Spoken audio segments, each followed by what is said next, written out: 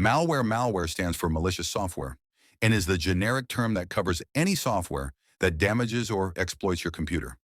Although many people use the terms malware and virus interchangeably, malware is the most correct term, as virus is just one type of malware among many others.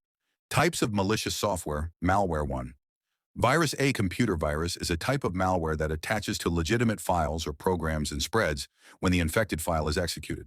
It often requires human action, such as opening a malicious email attachment. Once clicked, it replicates by inserting its code into other files, potentially causing damage such as data corruption, system slowdown, or rendering a computer unusable.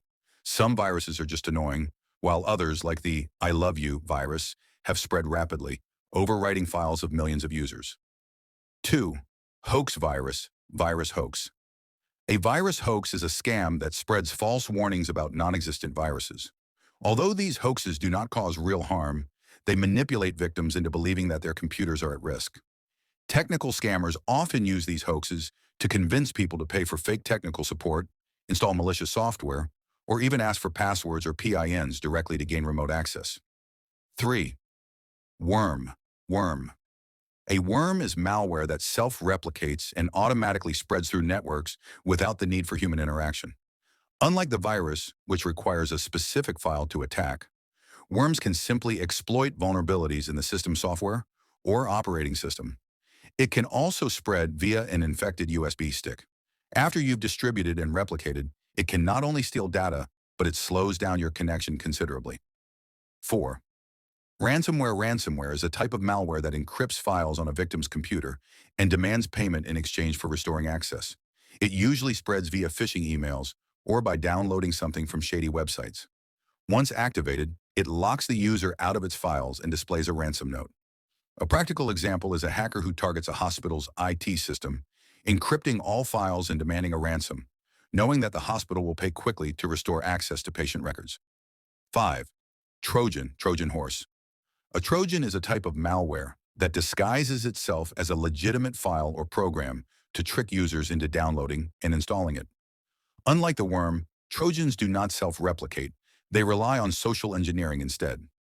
A hacker could create a fake, cracked version of a game and upload it to shady websites. Players who want to avoid paying will download and install the Trojan, allowing the hacker to steal passwords, cryptocurrency wallets, or bank details. Remote Access Trojan. A remote access Trojan is malware that secretly gives hackers complete control over an infected device. It uses the same input method, downloading software or pirated games.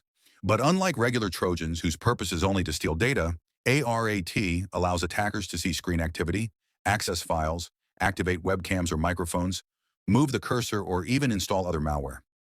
7. Cryptojack. A cryptojacker is a type of malware that hijacks the processing power of a computer to mine cryptocurrency without the user's knowledge. It runs silently in the background, slowing down the system and increasing electricity consumption. Every time someone visits a regular site, their device could start mining cryptocurrency for the hacker. The user may notice that the fan is spinning noisily or that the device is overheated while not running any heavy programs, which can break the components. 8. Keylogger. A keylogger is malware that secretly records the keys pressed on a victim's keyboard. This can happen when a malicious ad is placed on a popular online shopping site. When a user clicks on the ad, a keylogger is installed without their knowledge. As the user types in their login credentials, credit card details, and payment information, the keylogger records everything. 9. Logic bomb. A logic bomb is a type of malware that remains dormant in a system until it is triggered by a specific event or condition. This can be a specific date, a user action, or even an update. Once activated, a logic bomb can disable security measures and proceed to file deletion or data corruption. It does not spread itself like a worm, but is intentionally planted inside software or files, often by an insider, like a fired IT employee who programs logic bombs to eliminate corporate data for revenge. 10. Malvertising. Malvertising is malware in the form of advertising. One example is a fake antivirus ad. The user visits a legitimate website, but suddenly a fake banner, infiltrated by hackers, appears warning that the PC is infected. If you click, you are directed to a malicious site that installs malicious software instead of real security software. 11. Wiper, Cancellator. A wiper is a type of malware designed to permanently delete data from hard drives or even disable entire systems. It typically spreads via phishing emails or malicious software updates. Imagine a cyber warfare attack on a bank. A group of hackers could distribute a wiper disguised as a routine update. Once activated, it erases transaction logs, customer data, and corrupts backup servers, causing irreversible damage. 12. Adware. Adware is a type of malware that forces users to display unwanted pop-ups or banner ads while browsing the web or using software. Although not as damaging as malvertising, it can be extremely intrusive and slow down system performance. It can be installed, for example, when a user downloads a free app from a shady website. 13. Spyware. Spyware is malware designed to secretly monitor and collect information about a user's activities without their knowledge. Its operation is similar to a RAT, but not to the point where it can control everything. It merely spy on the screen and the hacker could sell the data. 14. RAM scraper. The RAM scraper is malware that targets computer RAM to steal sensitive information, such as credit card numbers or login credentials, while temporarily stored in memory during transactions. They are commonly found in point-of-sale POS systems and usually occur due to a vulnerable connection. 15. Rootkit. A rootkit is a type of malware designed to hide its presence on a computer and can access anything. It can also conceal other malware, such as viruses or keyloggers, from antivirus software. Rootkits can be extremely difficult to remove because they often reside in the kernel, the central part of the operating system that has the highest level of control. In extreme cases, reinstalling the entire operating system is the only way to solve it. 16. Backdoor service door.